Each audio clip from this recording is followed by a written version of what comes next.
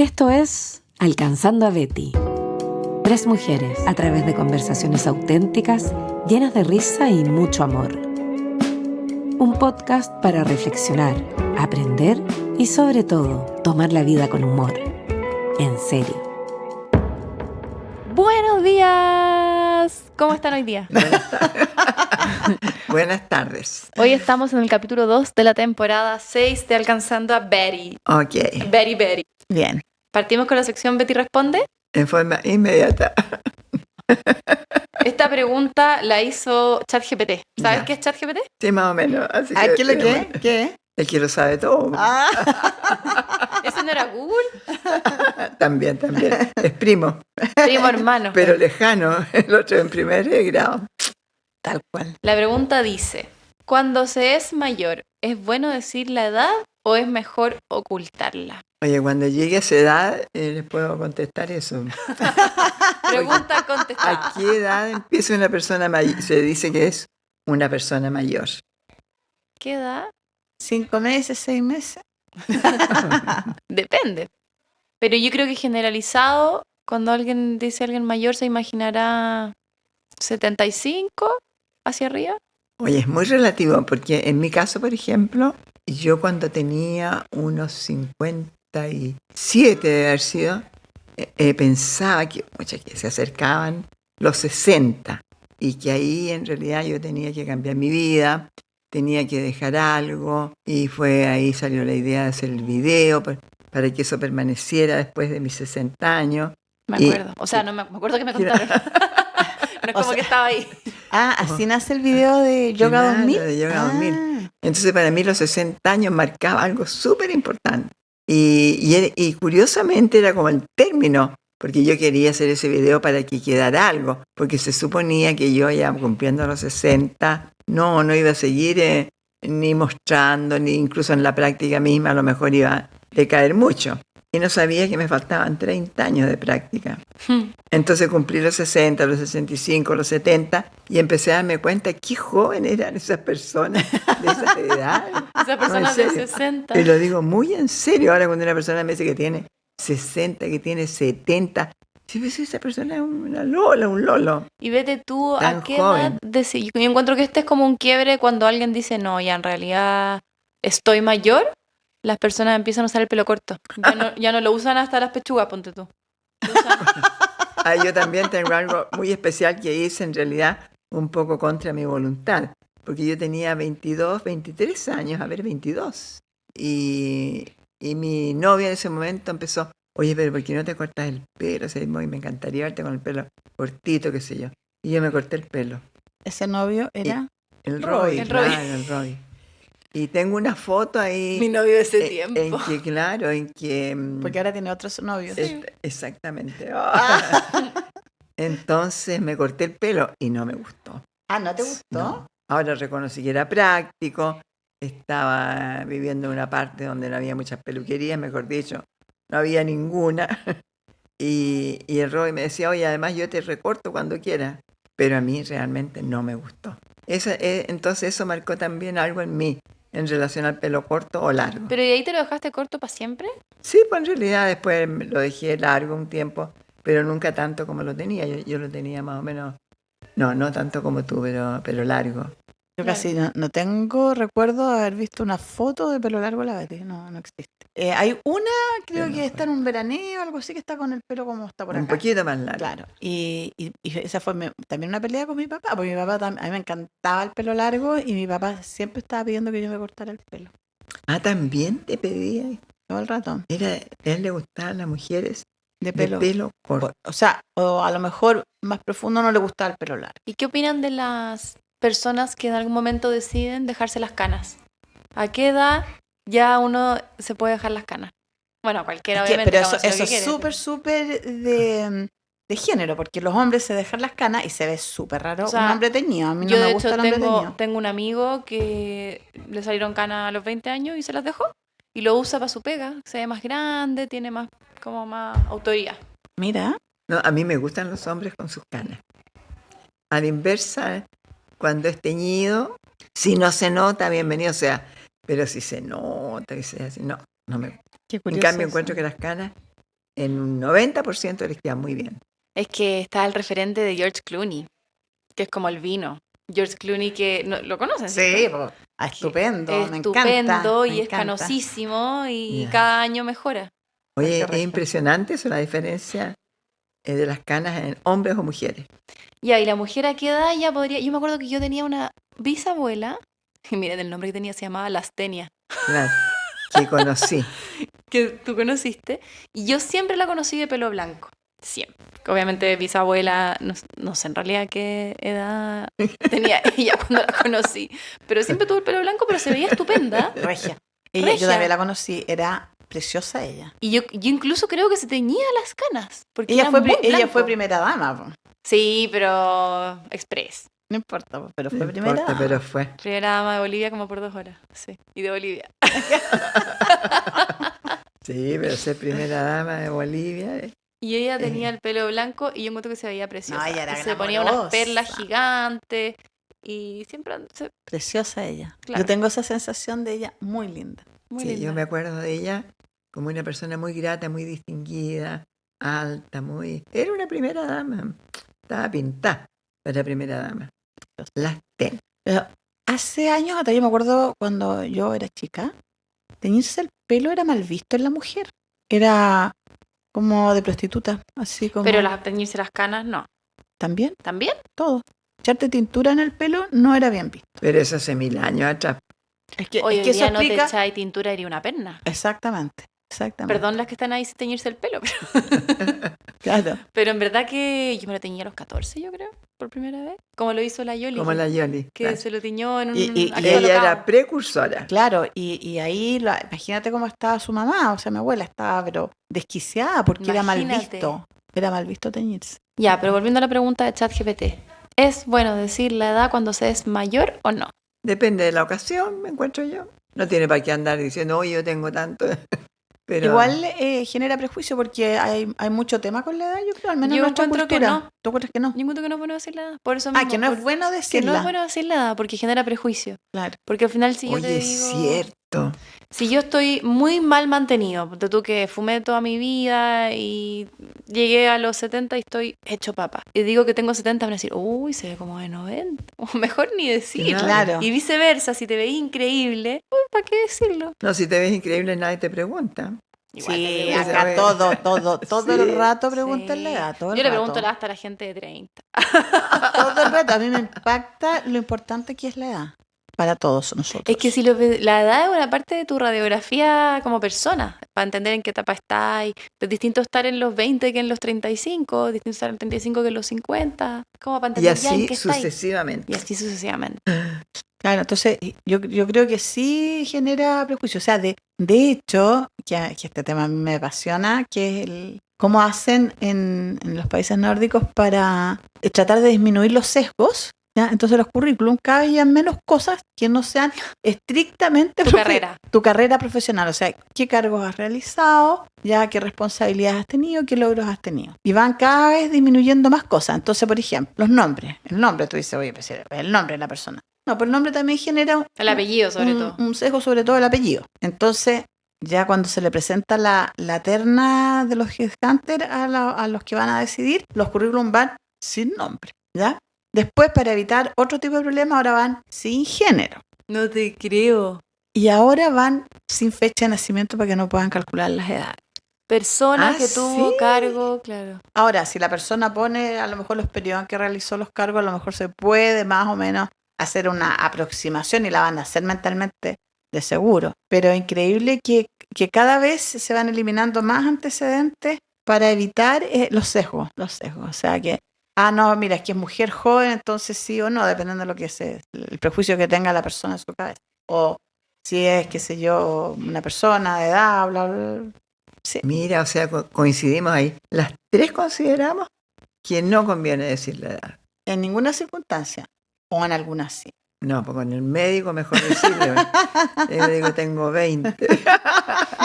El médico me mira. No, depende de dónde, claro que sí. Pero en general, encuentro que ¿Y cómo lo hacen produce para prejuicio. evitar decir la edad? Tú no la evitas y la decís nomás. Sí, yo la digo. Pero si te preguntan, po. Sí, sí, obvio. ¿Y tú la preguntas? No. ¿No? A nadie. Y la peor pregunta que me pueden hacer es ¿cuánto creéis que tengo? Como típica Oye, esa es típica. típica. Se pregunta, ¿y O cuánto sea, crees es que terrible. tengo? Digo, una persona, no sé, de X años, ya claramente no de 30, de 40 para arriba, y le digo, ay, te veis súper joven, qué bacán. ¿Cuánto creéis que tengo? Y digo, ay, y obviamente me tengo que tirar súper abajo. Claro, todo el mundo se pone abajo. O sea, imagínate, le digo, no, si te veis como de 72. Claro, la pregunta esa de cuánto creéis que tengo, si te la pregunta alguien que tú pensás que tiene 20, le agregáis 3. Esa es clásica. Y si te la pregunta alguien de más de 40, tenéis que quitarle 3 o 10. Terrible. No, O sea, hay terrible. una cosa, hay como una inseguridad en eso. ¿Y cuánto creéis que tengo? Y empiezas tú a temblar. Sí, porque la pobre persona te lo dice para impresionar, pues, Claro. entonces no podéis fallar. Claro. Sí. Ya, Claro. pasamos al tema de hoy. Bueno, Mira, para darle contexto al tema de hoy, está muy entretenido. Le preguntamos a ChatGPT ya. qué te preguntaría y le dimos mucho input sobre ti. Ah, ya. Eso está interesante. Básicamente le preguntamos al ente más inteligente que pisa la Tierra hoy día, Así es. ¿qué pregunta te haría? ¿Qué dijo? Quédate, Voy a- pregúntale mira. la edad.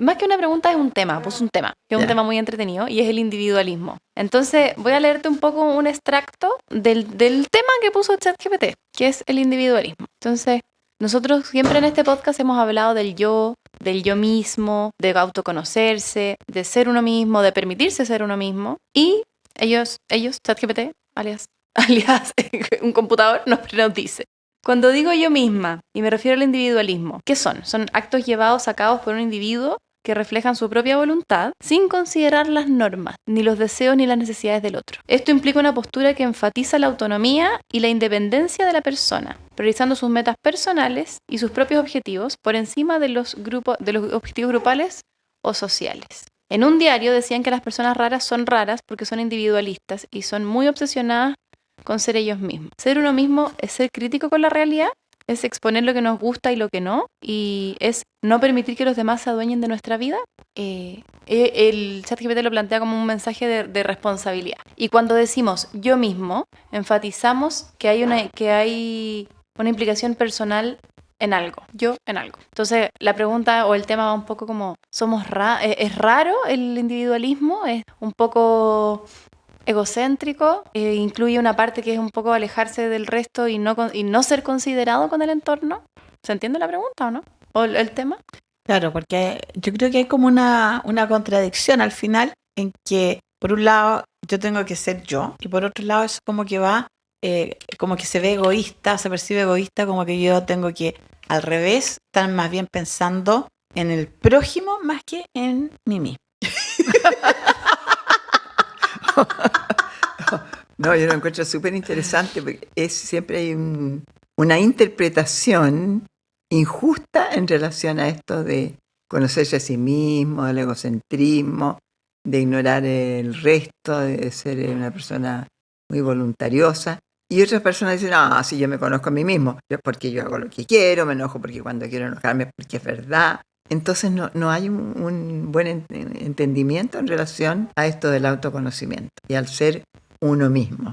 Porque a priori, si lo ponemos así, es como un juego con todo esto que dice el chat GPT. Pero mira, por ejemplo, ya, si yo digo, sí, yo voy a ser vegano. Ese es un comportamiento individualista, porque te sales del contexto general, ¿ya? Voy a ser vegano. Entonces, me invitan a algún lado y llego y digo, no voy a comer nada porque no hay nada para mí. Y hace sentir mal a quien te invitó. Claro, ahí es justamente un buen ejemplo. Pero claro, porque la persona entonces tiene que saber un comportamiento social sin dejar de ser ella misma y de hacer lo que ella reconoce que le hace bien o que decidió una disciplina al respecto. ¿Y cómo manejarías eso tú? Es como un juego. Por ejemplo, yo cuando me puse un poco más fanática, en realidad no tanto, pero podría utilizarse el término con esto de ser vegetariano. Y nos invitaban a un asado. Yo jamás iba a decir, no, yo no voy, porque no, un asado, la carne, qué horror. No, oye, gracias, miren. Iba Y siempre en los asados hay ensalada, me servía ensalada, un trocito de carne muy discreto y después dejaba un poquito de carne. Ni se notaba, pasada piola, creo yo. Y cumplía con lo que yo realmente consideraba que era lo que me hacía bien y qué sé yo. Pero, por ejemplo, ese es tu caso, que eras más bien vegetariana, tiene una dosis un poco más suave. Pero el vegano, que creo que no come nada derivados de leche. Claro, no come huevo. No come huevo, no. Entonces no va a poder probar el postre posiblemente porque seguro tiene huevo y leche. La ensalada, si tiene mayonesa, tampoco la va a probar porque tiene también huevo. Pero ¿sabéis que yo creo que en el caso del vegano es más problema del que cocinó que del vegano? Yo creo que el vegano no tiene ni un problema, decidió no comer animal y ya está. Pero el que cocinó se lo toma personal. Oye, él no cocinó, o sea, no comió... Y pucha, vino acá a almorzar a mi casa. Es más problema del que cocinó. El vegano está, yo en mi pensamiento feliz ahí, no comiendo. Problema de él, decisión de él. Pero creo que de repente la sociedad es como muy de, oye, pero ¿cómo no comió nada? Pero No, el anfitrión que te invitó con mucho cariño, que preparó comida, que hizo todo, Tenía mucha expectativa el anfitrión. ¿ya? Quedó sintiéndose mal. Porque preparó algo con cariño, le dedicó tiempo, todo, y llegó la persona y no consumió nada. Qué latero igual. No, pues hay casos especiales, por lo menos yo considero, en que pesa mucho lo que cocinó la persona. Y a lo mejor me sirve un poco discretamente y no se va a morir por eso. Pues. No, pero es que Betty, los veganos actuales, o sea, preguntan incluso si el lugar donde se cocinó se ha cocinado carne, por ejemplo. Así, ¿eh? Yo les tengo una anécdota. A ver. Yo cuando voy a ir a casa de mi suegra soy Ya. vegana. Pero no es que sea vegana, es que hay una cantidad de comida que de verdad no se puede ingerir todo lo que hay ahí. Es brutal. Puede un día haber un cordero, pero también locos, pero también alcachofa, pero también lasaña. O sea, realmente yo no soy capaz de comer todo lo que hay ahí. Y ellos como que te dan amor a través de la comida. Entonces, si tú no te comes algo, de verdad se sienten mal. Como, oye, ¿no probaste la lasaña? No, es que me comí los locos y el cordero y la alcachofa. Entonces yo, de verdad, por más que les tenga infinito cariño, no puedo comer. Entonces, soy, entre comillas, una vegana en la mesa. Porque le digo, no, ya no, lasaña, sabéis que no voy a comer. Y pasa lo que tú decís, pues se sienten mal. Pucha, la Isi no comió lasaña, nadie tocó la lasaña. Hoy nadie comió, yo compré lasaña para usted. Pero ahí para mí, mi decisión es la que yo te decía, de problema mío, a mí no me cabe la lasaña. Ya, pero tú ya problema de ellos. comiste otras cosas igual. O sea, Pero no comí la lasaña. Entonces lo mismo para el vegano, po. Obviamente yo lo llevo a un ejemplo más mío. Un ejemplo personal, en vez de suposiciones.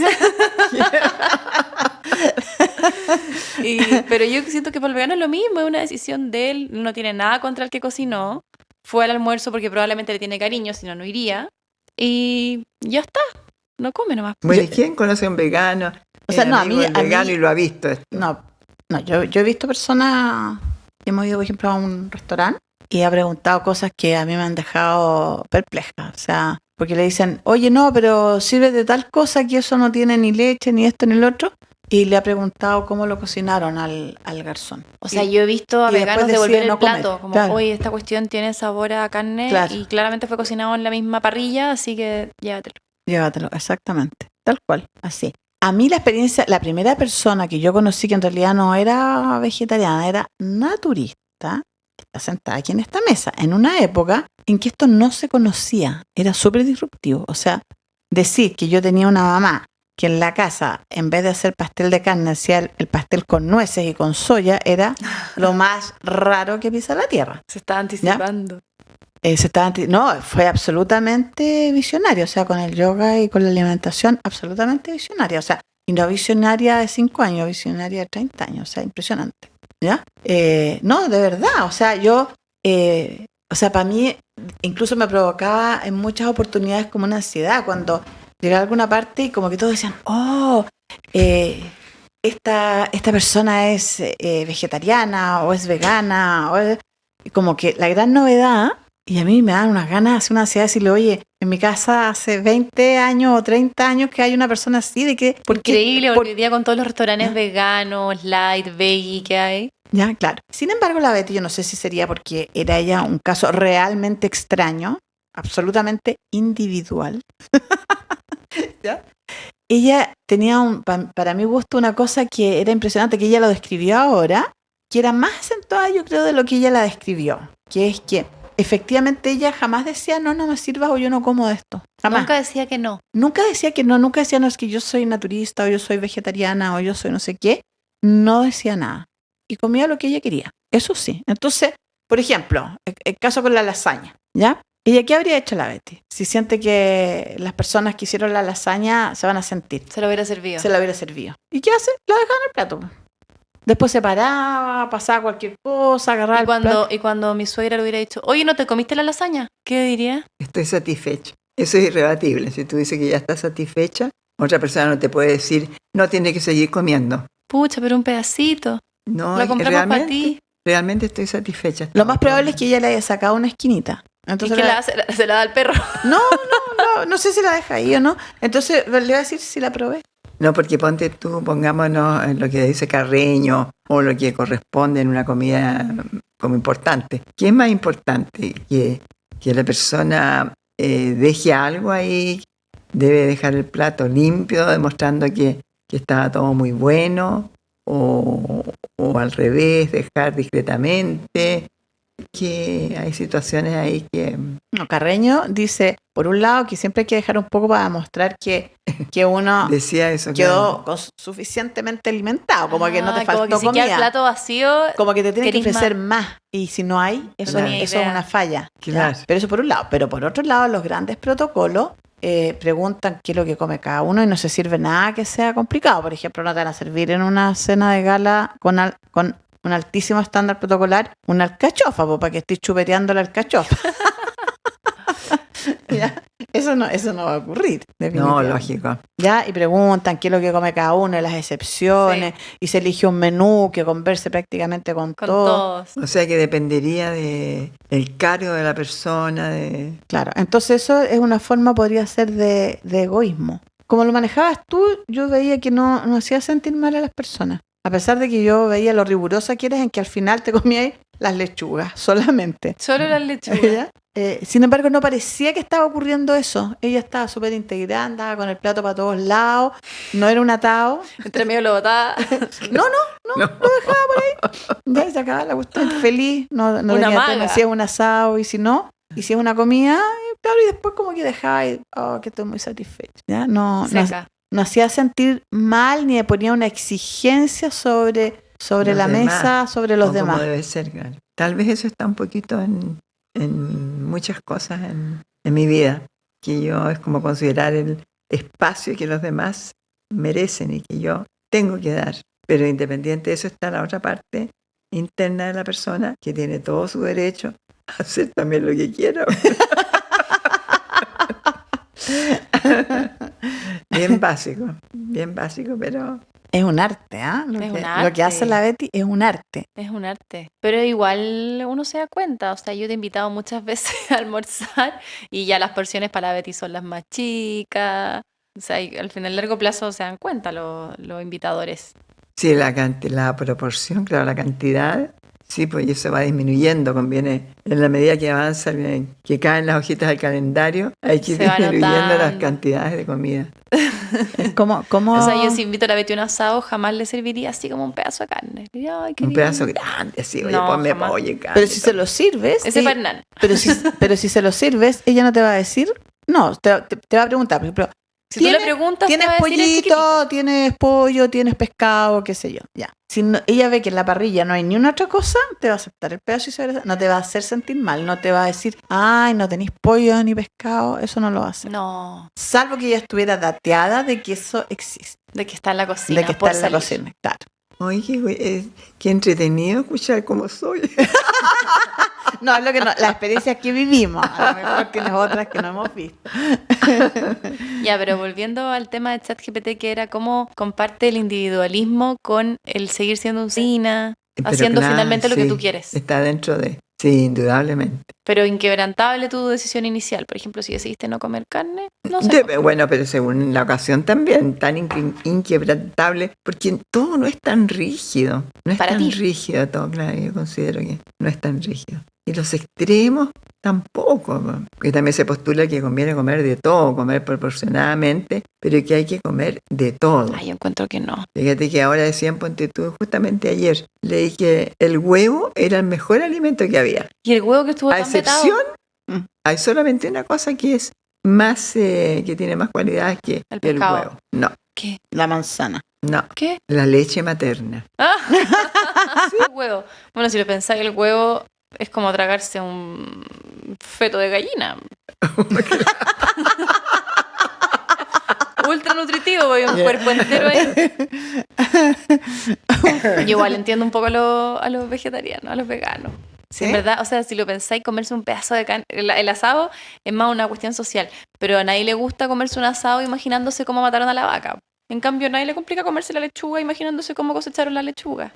Como que igual tiene ahí un peso ahí en las carnes. Ahora igual hay distintos enfoques, ¿ah? Porque por ejemplo, ¿quién era el otro día una prima, la Coté, ya que ella no come carne De pero- ningún tipo. de Es ningún tipo, bastante pero no es porque la rígida. considere mala, sino que porque, ¿cómo se dice? No sé, no el cultivo, El procesamiento. no, ¿cómo se El dice? proceso de La la crianza de la vaca genera mucho contaminación ¿Ya? en el planeta. Ah, y lo hace por la contaminación. Y lo hace por la contaminación, no por la alimentación. Claro. Como dijo una amiga, cada uno se complica la vida como pueda.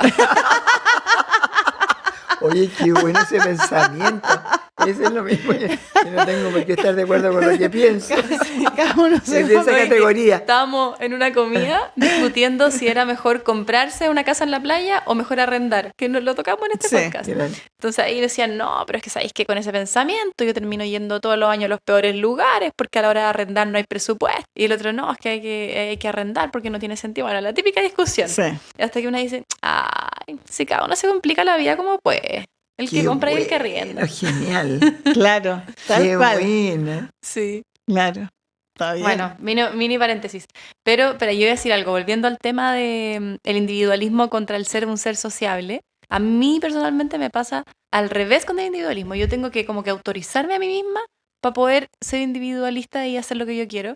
Porque en general tiendo a ser muy complaciente, a tratar de decir que sí, no me gusta incomodar, si alguien trae algo dulce me lo voy a comer, si me ponen un helado probablemente me lo voy a comer, cuando en verdad yo me auto había prometido el lunes no comerlo, ¿cachai? Y yo creo que ese es el caso de la mayoría de las personas, que en general la gente no quiere incomodar. Es muy raro que te topes con alguien que te diga, no, tenés algo más. Como, esto yo no como. ¿Qué más hay? Pero, por ejemplo, también está considerado como parte del individualismo, es una característica de las personas que son individualistas, los emprendedores. Sí, que dicen que los emprendedores tienen rasgos psicópatas en general. Ah, qué bueno, ya. ¿En qué sentido? Que son obsesivos y yo creo, esto sí lo creo genuinamente, que la gente más equilibrada no son los emprendedores jamás nunca, sino que los altos ejecutivos. Los más equilibrados son los altos ejecutivos. Como si tenéis que ponerlo en una balanza, estos dos perfiles que son perfiles muy exitosos, está como el alto ejecutivo y el emprendedor dueño de empresa. En general, la vida más equilibrada, más 360, más perfecta, la tiene el alto ejecutivo. Y el Pero- emprendedor suele ser más obsesivo, está obsesionado con la empresa, con sacarla adelante, es una personalidad distinta. Pero tú estás hablando de un alto ejecutivo que hizo como carrera dentro de una corporación, Claro, no del alto ejecutivo que es producto de su propia... eso ya lo calificaría como emprendedor. O sea, no sé, voy a inventar. Bueno, igual no es un buen ejemplo, pero no sé, Elon Musk, ¿ya? Ese sería emprendedor. Es emprendedor, pero también es alto ejecutivo, No, me refiero al alto ejecutivo empleado. empleado. Empleado, no autoempleado. O sea, es más equilibrado. ¿Y qué te hace pensar eso? Ejemplos, podcast que escucho de emprendedores versus altos ejecutivos. Como ponte tú, el alto ejecutivo empleado suele tener mucho más valores, como sí, bueno, la familia primero y un poco de deporte también. Como súper equilibrado, quizá un poco como lo que plantea la Betty del equilibrio. Y el emprendedor obsesivo, que se queda hasta tarde pensando en su proyecto, cualquiera sea el proyecto, ¿cachai? Y no duerme y se despierta a la mitad de la noche, anota en un papel las ideas que tuvo, después se despierta, lee el papel, las hace, llega a la oficina inyectado para decir la idea. Oye, pero ese es un genio. Así son. El que se levanta a las 3 de la mañana y anota algo. Oye, pero yo lo he escuchado Es de mucha heavy, gente. ya. No de muchas, pero de unas 4 personas. Ya. Yo lo he hecho. 5. Pero tú te levantaste a las 2:25. Ahora es fabuloso el teléfono en ese momento cuando las estaba pensando. Sonaba muy bien y después veo que no era tanto. No, en momentos así álgidos de conflictos de tipo emocional. Si tú escribes, puede pasar mucho tiempo, al menos a mí me ha pasado las poquitas veces que lo he hecho, y está vigente. Han sido pensamientos así súper que permanecen en mí. ¿En serio? Aunque tenga una mirada después retrospectiva hacia eso. Me impactó, especialmente una vez. A mí no, yo las veces que he escrito, por ejemplo, porque estoy enojada, después lo leo y digo, uy, que estaba enojada. Cambió total. Total. Oye, que estaba enojada. Yo que estaba enojada, que me había tomado. Sí. Y sin embargo, aquí tú has emprendido. Yo, no, pero amateur. Guagua style. Nada cercano a ustedes. La Betty también es una emprendedora. O sea, de 100%. todo lo que ha hecho con el yoga, ¿ya? Y por año, impresionante. Partiendo por el gimnasio atrás de Las Condes. Claro. ¿Ya? Y yo también tomé una decisión en un momento dado y me salí del camino corporativo. Bueno, tú eres la que más cerca lo ha vivido. Claro. ¿Tú sientes que hubo un quiebre un poco de tu personalidad, de que tuviste que velar más por ti hacia el individualismo cuando te tiraste a emprender sola? Claro, es Sí, así. po. Es así. Es así. Ahora, yo tuve un par de tips que me hicieron irme por un camino que fue más cómodo. ¿Cuáles eran los tips? Yo me acuerdo una vez que en una charla de Andrés Navarro, ¿ya? Siempre conversábamos, imagínate, almorcé mucho tiempo al lado de él, y dijo dos cosas. Dijo, no quiero quebrar con una empresa ordenada, prefiero crecer en una empresa desordenada. No quiero quebrar con una empresa ordenada, prefiero crecer con una empresa desordenada. O sea, Full venta. exacto. O sea, después vemos cómo arreglamos la carga. ¿Ya? No, yo no me voy a gastar exceso de presupuesto en ordenar esta cuestión, sino que primero vemos, vendamos y después. Y segundo, eso, que es cuando tú ibas a presentarle un proyecto de algo, te decía, ¿tienes el cliente? Y si la respuesta era no tengo el cliente, consigue el cliente y lo hacemos. Siempre la venta primero. Siempre la venta primero. Entonces, cuando yo tomé esta decisión, yo partí por el cliente primero. No dijiste, ay, me voy a salir y voy a armar una presentación de lo que voy a hacer para salir a venderlo. Exacto, no. Lo hice antes. Y fui a hablar y una vez que tuve los clientes, ahí me independicé. O sea, te independizaste asegurada. Tal cual. Y eso te genera una cantidad menor de estrés, pero gigante. Oye, me hiciste acordar de mi inicio en el yoga. Cuando me dijeron, oye, pero tú estás haciendo bien, y te gusta y lo conoces, ¿por qué no lo difundes? Haz clase. ¿Cómo hacer clase? Y yo, ¿a quién le voy a hacer clase? Y esta amiga me dijo, pero si tú tuvieras las personas, ¿tú harías? Ah, claro, pero eso es imposible, porque no. ¿Pero con cuántas harías? La Silvita Nazar me lo dijo. Y yo le dije, bueno, si tuviera 8, por ejemplo, yo haría encantada. Ah, ya me dijo. Oye, a los 2 días me llamó. ¿Estás lista a las 8? Me dijo, ¿dónde vas a hacer la clase? Y ahí empecé. Tuvieron que estar primero. O sea, también partiste con el cliente. Con el cliente. Oye, esto me recuerda a la historia de tu papá, po.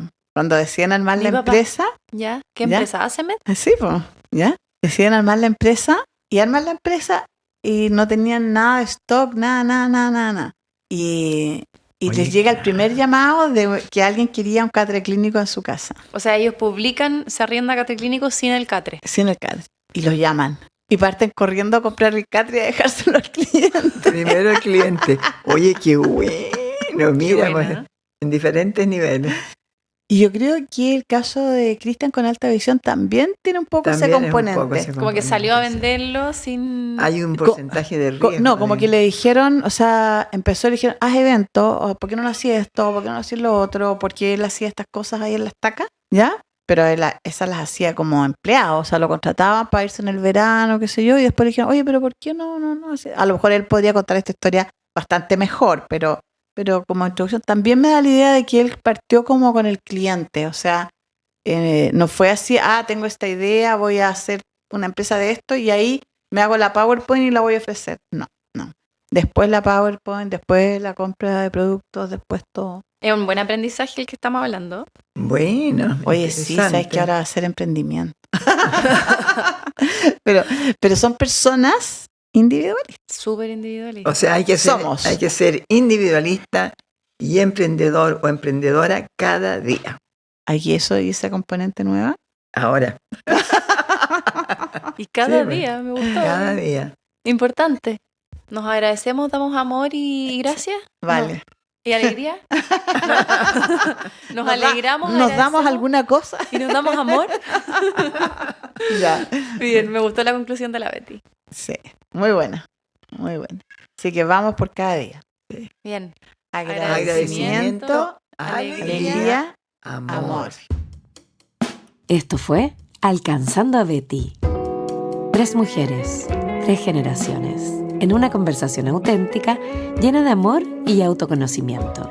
Alcanzando a Betty, un podcast para reflexionar, aprender y sobre todo, reír.